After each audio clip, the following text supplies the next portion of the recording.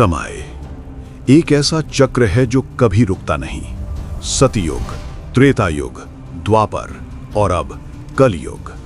लेकिन हर युग का एक अंत होता है और हर अंत के बाद एक अवतार आता है।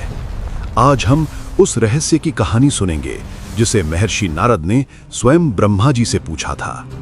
कहानी शुरू होती है द्वापर युग के अंतिम क्षणों से। जब भगवान श्री कृष्ण ने पृथ्वी पर अपनी लीला समाप्त की, तब धर्म का स्तंभ भी धीरे धीरे कमजोर होने लगा। यादव वंश आपस में ही युद्ध में नष्ट हो गया और समुद्र की लहरों ने धीरे धीरे द्वारका नगरी को निगल लिया। धरती कांप उठी, समय ने करवट ली और उसी क्षण कलयुग का आरंभ हुआ। लेकिन भगवान कृष्ण ने जाते जाते एक व्यवस्था की थी। उन्होंने हस्तिनापुर का सिंहासन सौंपा राजा परीक्षित को। परीक्षित धर्मपरायण राजा थे, लेकिन कलयुग को पृथ्वी पर प्रवेश करना था। एक दिन राजा परीक्षित ने देखा एक दुष्ट व्यक्ति गाय और बैल को पीट रहा है। वो कोई साधारण व्यक्ति नहीं था, वो स्वयं कलयुग था। परीक्षित ने उसे दंड देना चाहा, लेकिन कलयुग ने शरण मांगी। राजा ने उसे केवल 5 स्थानों में रहने की अनुमति दी, जहां मदिरा, जुआ, हिंसा, व्यभिचार और सोना हो। लेकिन समय के साथ कलयुग ने पूरे संसार में अपना जाल फैला दिया और धीरे धीरे पृथ्वी पर धर्म कमजोर पड़ने लगा। एक दिन ब्रह्मलोक में महर्षि नारद ने ब्रह्मा जी से प्रश्न किया, प्रभु, जब कलयुग पूरी तरह अंधकार से भर जाएगा तब क्या होगा? क्या भगवान फिर अवतार लेंगे? ब्रह्मा मुस्कुराए। उन्होंने कहा, नारद, जब अधर्म अपनी सीमा पार कर देगा, जब मनुष्य धर्म को भूल जाएगा, जब लोभ, हिंसा और छल संसार पर राज करेंगे, तब विष्णु का अंतिम अवतार प्रकट होगा।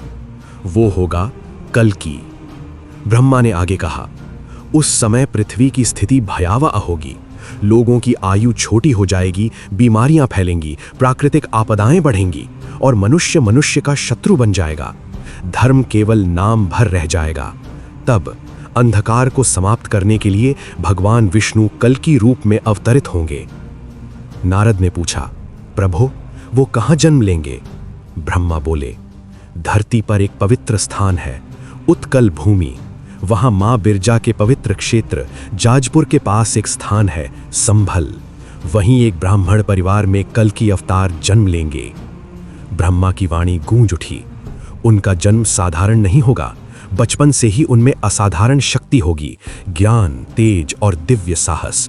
वो गुप्त रूप से बड़े होंगे जब तक समय उन्हें पुकारेगा। फिर एक दिन जब पृथ्वी पर अधर्म अपने चरम पर होगा, तब कल्कि अपनी वास्तविक शक्ति प्राप्त करेंगे। देवताओं की कृपा से उन्हें दिव्य अस्त्र मिलेंगे। उनका वाहन होगा एक तेजस्वी श्वेत अश्व और उनके हाथ में होगी अग्नि की तरह चमकती तलवार। नारद ने पूछा, क्या वो अकेले युद्ध करेंगे? ब्रह्मा बोले, नहीं नारद, जब भगवान अवतार लेते हैं तो उनके साथ धर्म की सेनाएं भी जन्म लेती हैं।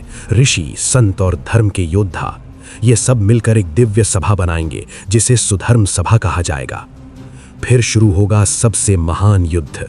एक तरफ होगा कलयुग का अंधकार और दूसरी तरफ कल्कि का प्रकाश।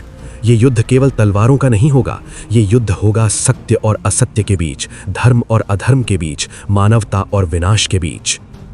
ब्रह्मा की आवाज गंभीर हो गई। जब ये युद्ध समाप्त होगा, तब कलयुग का अंत होगा और पृथ्वी पर फिर से जन्म लेगा सतयुग, एक नया युग जहां धर्म फिर से स्थापित होगा। नारद मौन हो गए और ब्रह्मा ने अंत में कहा, याद रखो नारद, जब भी संसार अंधकार से भर जाता है, तब भगवान स्वयं अवतार लेकर आते हैं और इस बार वो अवतार होगा कल्कि।